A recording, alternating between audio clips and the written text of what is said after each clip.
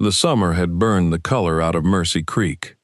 By late August, the grass lay flat and yellow beneath the Wyoming sun, brittle as old paper. The creek itself had narrowed to a brown ribbon between banks of cracked clay. Silas Creed lived beyond the last fence post, where the road bent toward the foothills and stopped pretending it belonged to anyone. His cabin stood beneath 3 wind-bent cottonwoods. A smaller cabin sat 30 yards away, empty and shuttered. The roof still held. The chimney still drew. Someone had once planted blue flax beside its door, though only a few gray stems remained. Silas passed that cabin every morning without looking at it. He rose before the heat, watered his horse, split enough wood for evening, then rode the northern ridges where cattle thieves sometimes crossed. The town called him a gunslinger. He had survived too many other men. He carried a revolver low on his right hip. The leather was dark with years of sweat and rain. He did not touch it unless he had reason. Folks noticed the gun anyway. Children stopped talking when he entered the general store. Men gave him room at the bar. Silas had learned to accept distance. Distance asked nothing. On the last Monday of August, he rode into Mercy Creek for salt, coffee, and lamp oil. A school bell hung outside the meeting hall, though it had not rung since spring. The town's teacher had married a surveyor and gone east. A notice had been nailed to the post beneath the bell. Teacher wanted. Room and board not provided.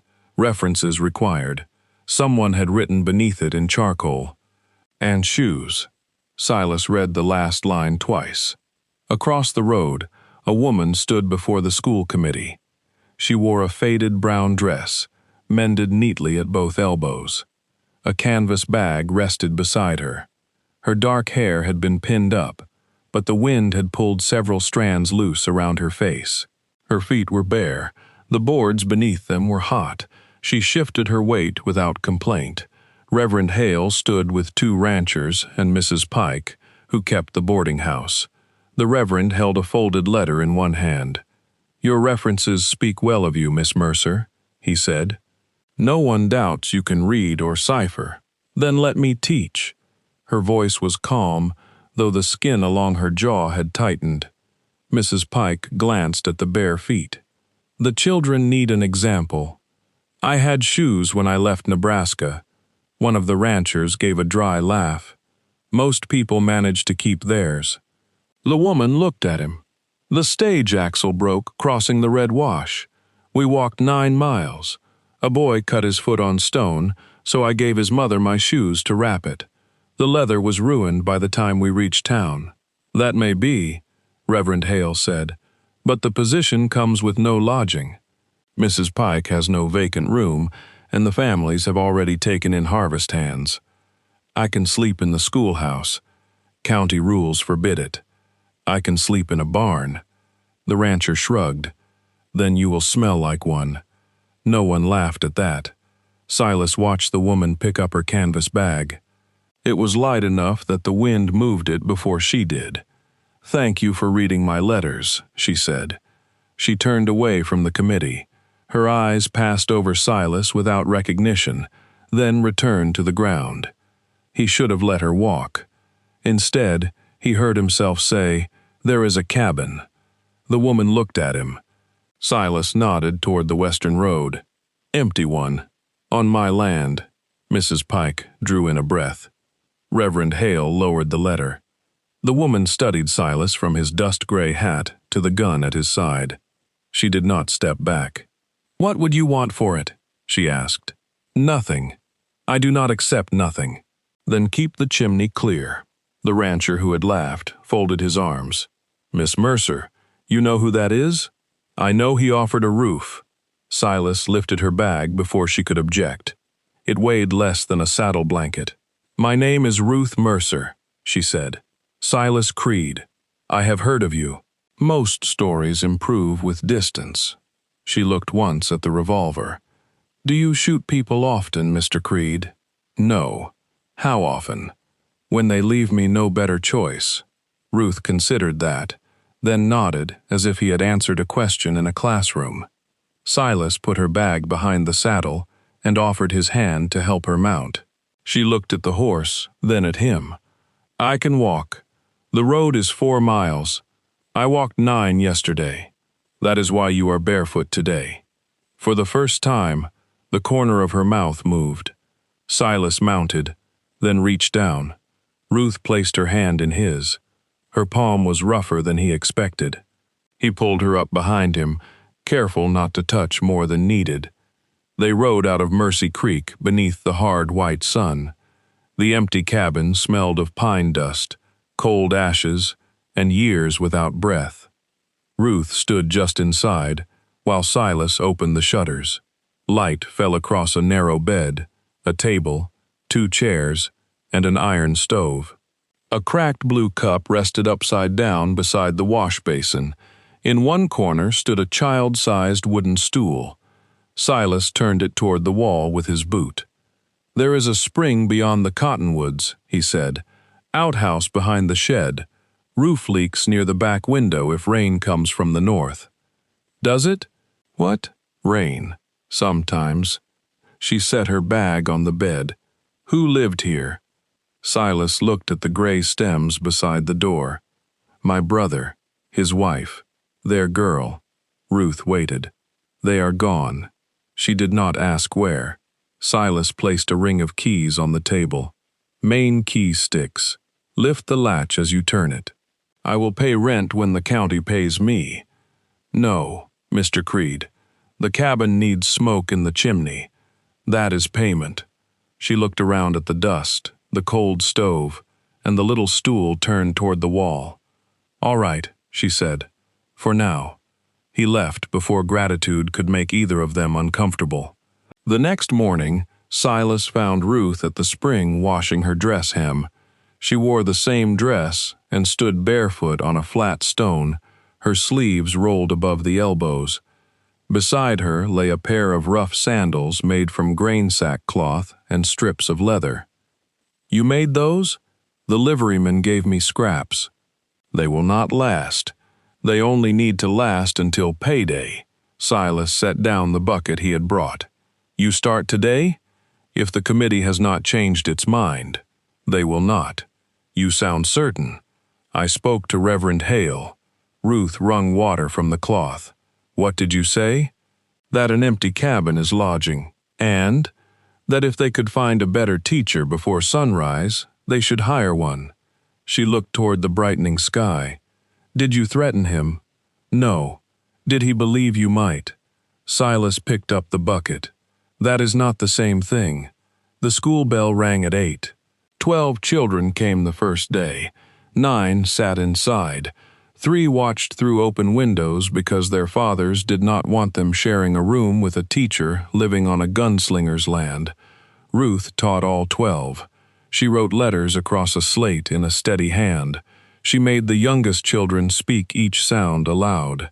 She asked the older ones to calculate the cost of feed through winter. At noon, she divided 1 apple into 12 slices and pretended she was not hungry. Silas learned this from Jacob Hale, the Reverend's son, who delivered a note asking if Silas could repair the schoolhouse latch. The latch was not broken. He repaired it anyway.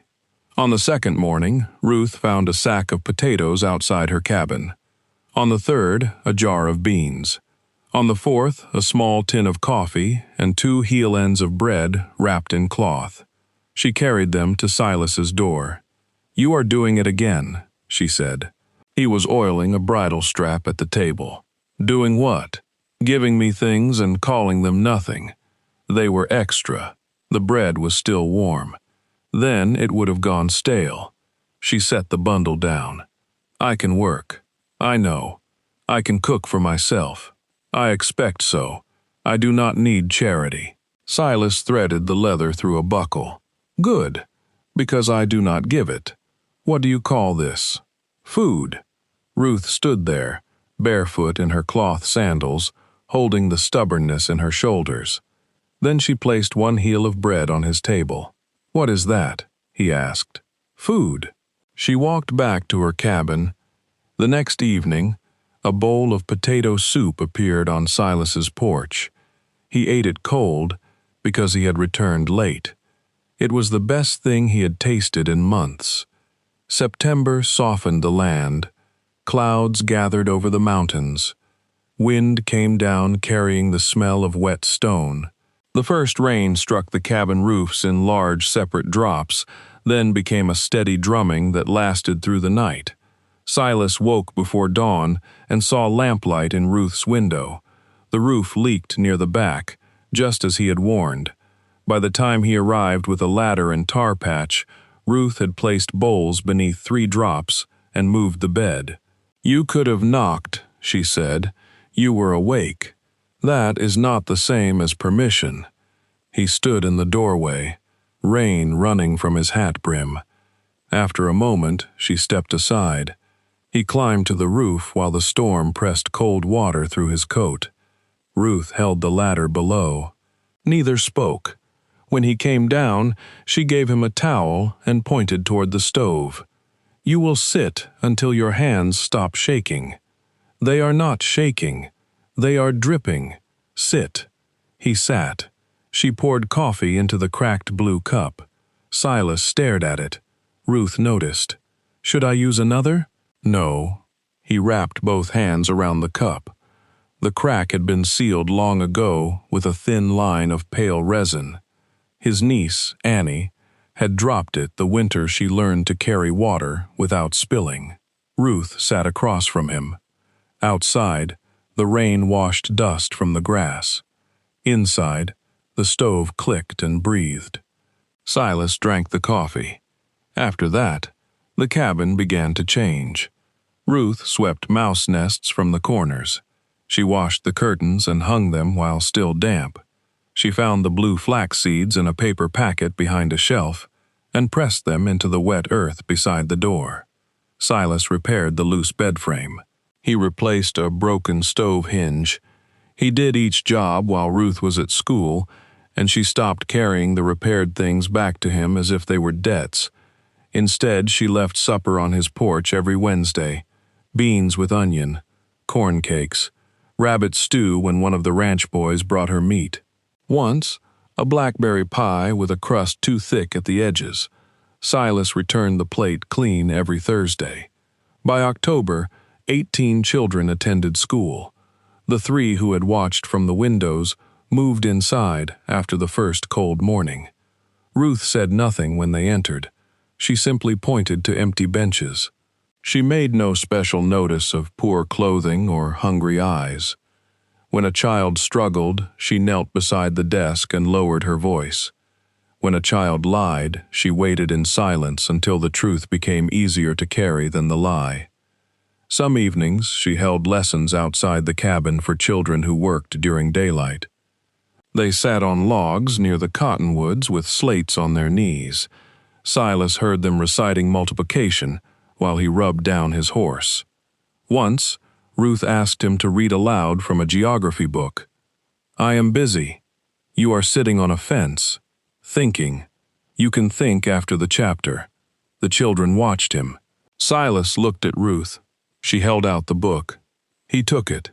His reading voice was low and rough from disuse. He told them about the Mississippi River, the Great Lakes, and ships crossing the Atlantic. The children listened because they had never heard a gunslinger describe rainfall in France. When he finished, a small boy named Peter raised his hand. "Mr. Creed, have you been to the Atlantic?" "No." "Have you been to France?" "No." "Then how do you know that is true?" Silas closed the book. "Because Miss Mercer says it is." Ruth smiled down at her slate. The first snow came early. It covered the flax bed, the woodpile, and the road into town. Ruth's cloth sandals had long since split. She had bought shoes with her first pay, black leather ones with square toes, but she removed them inside the schoolhouse to make them last. The children began removing theirs too. By noon, 12 pairs of boots and shoes stood in a crooked line near the stove.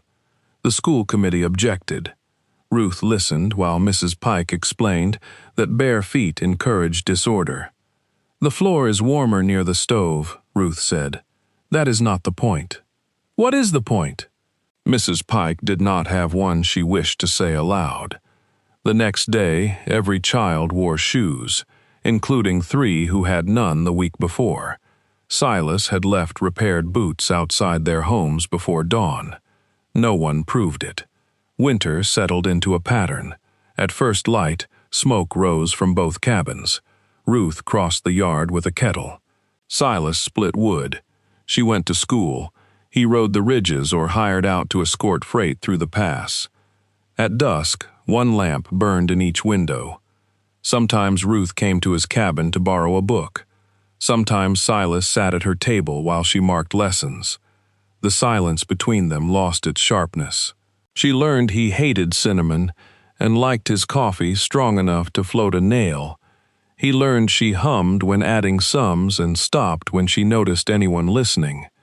She told him she had taught in Nebraska until the school closed, after a grasshopper plague drove half the families away. Her father had died years before. Her mother had remarried and gone to Ohio. Ruth had taken the Mercy Creek position because the notice promised children who needed a teacher. Silas told her less. He said his brother had died of fever. His brother's wife and little girl had followed within the week. He had been away, guiding a freight wagon, and returned to 2 cabins, 1 silent and 1 waiting. "That is why you do not look at it," Ruth said. They sat near her stove. Snow pressed white against the window. "I look now," he replied. She lowered her eyes to the papers in her lap. In January, the trouble came riding out of the south. His name was Amos Vane. He wore a black coat too fine for the trail and rode a gray gelding with silver on the bridle. 2 men followed him. One had a scar across his chin. The other kept his right hand close to his coat. Silas saw them from the ridge and knew the shape of the past before he saw its face. Vane had once led 6 men along the border territories. They guarded cattle when paid, stole them when not, and settled disagreements with whichever weapon lay nearest. Silas had ridden with them for 1 winter after the war, when hunger had made every choice look temporary. Then a ranch family died during a raid Silas had been told would frighten them, not kill them. He left before sunrise and never returned. Vane found him 12 years later. They met outside the schoolhouse just as children spilled into the snow. Ruth stood in the doorway. Vane dismounted slowly. Silas Creed. Silas's hand remained at his side. "Amos." Vane smiled. "I heard you had gone tame. I heard you had gone south." South got crowded. The 2 men behind him laughed. Children stopped along the road. Ruth stepped down from the doorway. "Go home," she told them. No one moved. She looked at Jacob Hale. "Now." Jacob gathered the younger ones. They walked away in a tight group, glancing back over their shoulders. Vane watched Ruth. "Schoolteacher?" "Yes," she said. "You know what sort of man owns your roof?" Ruth pulled her shawl tighter. "A quiet one." Vane's smile thinned. He had come for money. Years before, the gang had hidden stolen army payroll in a dry well near the Red Wash. Vane believed Silas had taken it when he left. "I did not," Silas said. "Then help me find it." "No." Vane glanced toward Ruth. "People may be interested in what happened at Crow Hollow." Silas felt the old winter open inside him. Crow Hollow, a ranch house burning, horses screaming in the corral, a woman lying still beside a water trough while snow melted beneath her hand. "I told the marshal what I knew. You told him enough to hang 2 men. They killed 3 people. Vane stepped closer. "And you rode with us." Silas did not deny it. By sundown, the story had crossed Mercy Creek. By morning, 6 families kept their children home from school. Reverend Hale came to Ruth's cabin with Mrs. Pike and a written notice from the committee. Silas watched from his porch while they spoke. "We are not accusing you of wrongdoing," the Reverend said, "but your lodging connects the school to Mr. Creed. My lodging was acceptable yesterday. Yesterday, we did not know he rode with murderers." Ruth looked toward Silas. He expected fear. He expected the small retreat he had seen in 100 faces. She turned back to the committee. Did he murder anyone? We do not know. Then ask him.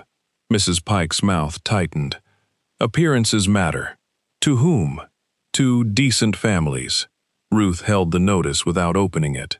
What are you asking me to do? Move into town when a room becomes available. Until then, suspend lessons. There is no room available. That is unfortunate.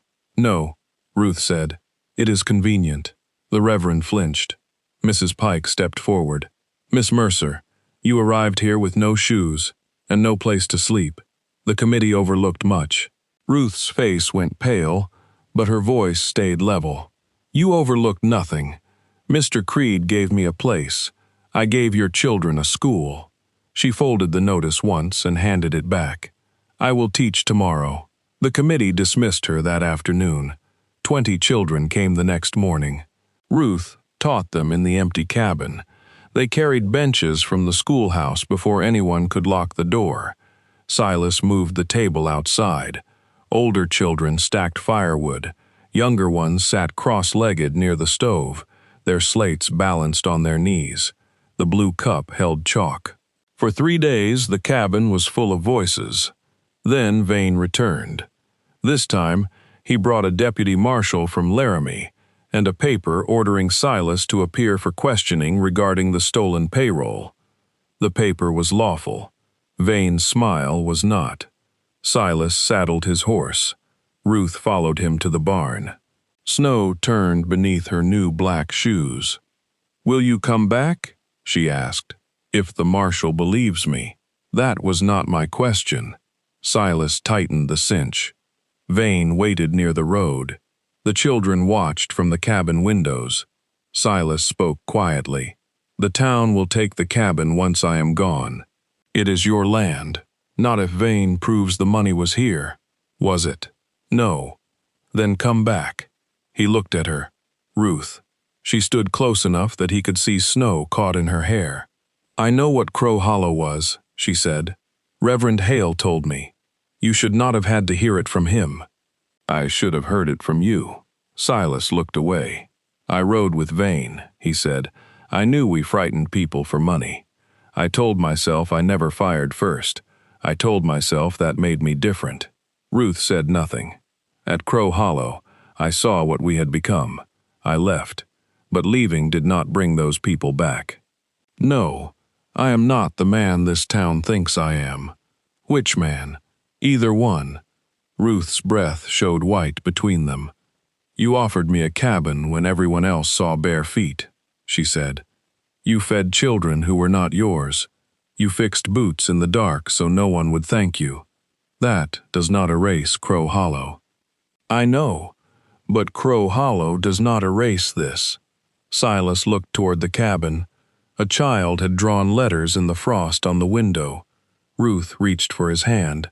She did not take it at first. She only touched 2 fingers to his knuckles.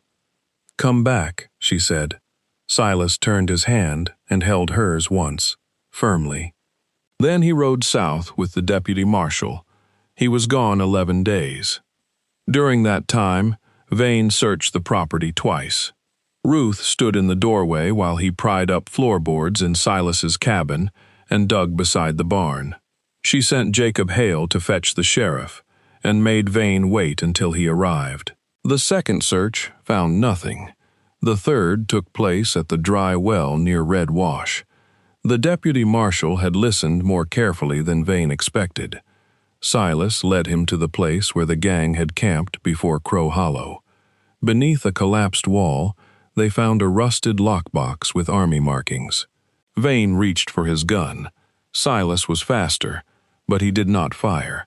He shot the gun from Vane's hand. The deputy and 2 county men took him alive. When Silas returned to Mercy Creek, the snow had begun to melt from the south sides of buildings. No one greeted him at the edge of town. Then the school bell rang. Once, twice, again and again. Children poured from the meeting hall and ran down the road. Ruth followed at a walk. carrying the cracked blue cup in both hands. The committee had restored her position that morning. Silas dismounted before the children reached him. Peter threw both arms around his waist. Others crowded close, asking whether he had captured 3 men, 6 men, or an entire outlaw army. "1," Silas said. "With 1 bullet?" Jacob asked. "No. How many?" Enough questions. Ruth stopped a few feet away. She wore her black shoes. Mud clung to the toes. "The cabin is a schoolhouse now," she said. "I noticed. The committee offered me a room above Mrs. Pike's kitchen. You taking it?" "No." Silas glanced toward Reverend Hale, who stood on the porch with the rest of the town. Ruth held out the blue cup. Inside it lay a small iron key. "The main lock still sticks," she said. "Lift the latch as you turn." "I know." The children had gone quiet. Silas took the key, then closed Ruth's fingers around it. "Keep it." Her eyes lifted to his. "For the school?" she asked. "For as long as you need a roof. I told you, I do not accept nothing." Silas looked down the road toward the 2 cabins beneath the cottonwoods. Smoke rose from both chimneys now. "Then stay," he said. Ruth's hand tightened around the key. "That is not rent." "No. What is it?" Silas had faced men with rifles and winter passes, where one wrong step meant a 100-foot fall. Still, the plain truth required more courage than either. "A reason to come home." Ruth stood very still. Then she slipped her hand into his. Spring returned slowly to Mercy Creek. The creek widened with snowmelt. Grass pushed green through last year's dust. Blue flax rose beside the cabin door, in thin, stubborn stems. The smaller cabin remained a schoolhouse. Silas added 2 windows and built shelves along the north wall. Ruth planted a garden behind it with help from the children. The school committee sent a new bell, but the old one from town was hung above the porch because Peter said its sound knew the road. Ruth kept her black shoes for Sundays. On warm mornings she taught barefoot. No one wrote beneath the hiring notice again. The notice itself disappeared sometime in April, though Reverend Hale claimed not to know who removed it. Silas still rode the ridges. He still wore the revolver. Some stories about him remained, and some always would. But children no longer stopped talking when he entered the store. They followed him, asking about rivers, maps, and the proper way to mend a stirrup. In the evenings, when lessons were done, Ruth carried the blue cup back to the house Silas had once kept silent. She placed it beside his on the table. Sometimes they spoke. Sometimes they did not. One evening, rain came from the north. It struck the roof in soft, steady lines. Silas checked the back window and found no leak. Ruth sat near the stove, marking sums while her bare feet rested on the warm floorboards. He added another piece of wood to the fire. She looked up. "You know, Mr. Creed, this chimney has been clear for some time." "So it has. My debt must be settled." "Probably. Then I suppose I should leave." Silas closed the stove door and looked at her. Ruth held his gaze for a moment, then smiled. He crossed the room, took the pencil gently from her fingers, and set it on the table. "No," he said. Outside, the rain darkened the earth and gathered beneath the cottonwoods. Inside, Ruth placed her hand in his. The empty cabin glowed through the wet branches, its desks waiting for morning, and for the first time in many years, both chimneys smoked against the same sky.